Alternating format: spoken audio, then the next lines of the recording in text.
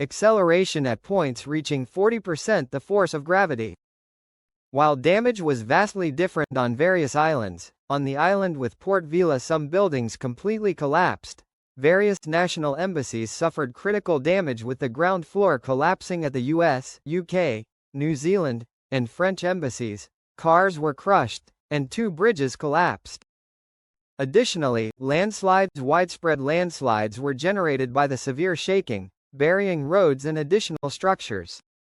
For example, here are a few of the geolocated landslides which occurred at just one of the capital's port facilities. However, this earthquake also generated a localized tsunami warning for all coastlines within 300 kilometers of the earthquake's epicenter, warning of hazardous tsunami waves of up to 1 meter in height. While a tsunami did end up striking much of the nation's coastline, it was far smaller than initially feared, only reaching a maximum height of 25 centimeters or 9.8 inches. While damage and casualty assessments are still economics ongoing, preliminary U.S. Geological Survey models suggest an 80% chance of the total deaths and economic damage running between these two figures. If we take the upper figure, $800 million US, that figure might not sound like a lot for a nation such as say Italy or Poland, but for Vanuatu that is more than the total expenditure for Vanuatu's entire government across 22 months.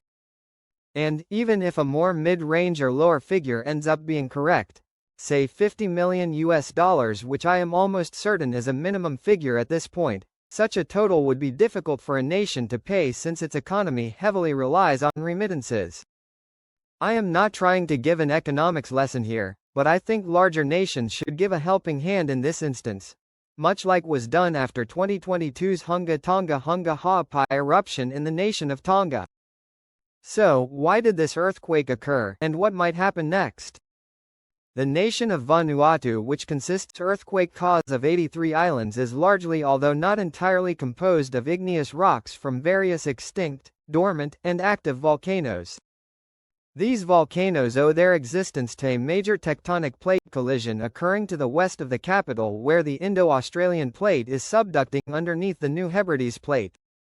The earthquake which struck was not centered on the zone between these two plates but rather the subducting slab itself, hence its moderate rather than shallow epicenter depth of 57.1 kilometers or 35.5 miles.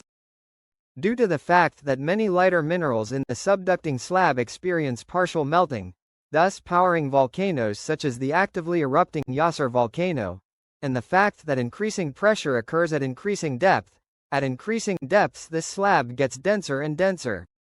The denser it gets, the more it sinks into the mantle, meaning deeper sections of the slab are pulled downwards at higher rates than shallower sections. This creates a form of extension, which causes stress to build up until it causes a normal fault to rupture and accommodate some of this movement. Across all of Vanuatu's islands, there have been 69 similar magnitude 7.0 range intraslab earthquakes since 1900, but it just so happened that today's quake was the largest to ever occur close to the nation's capital. More aftershocks are likely to occur in the upcoming days and are most likely to be smaller in magnitude, following a 1/x trend that decreases in abundance as time progresses. These likely aftershocks are why you should not re-enter any buildings that show signs of damage, as these could be accentuated if and when a major aftershock strikes. Also, stay away from any cracks or fissures in the ground running perpendicular to the slope of a hillside, as this could represent the site of an ongoing landslide.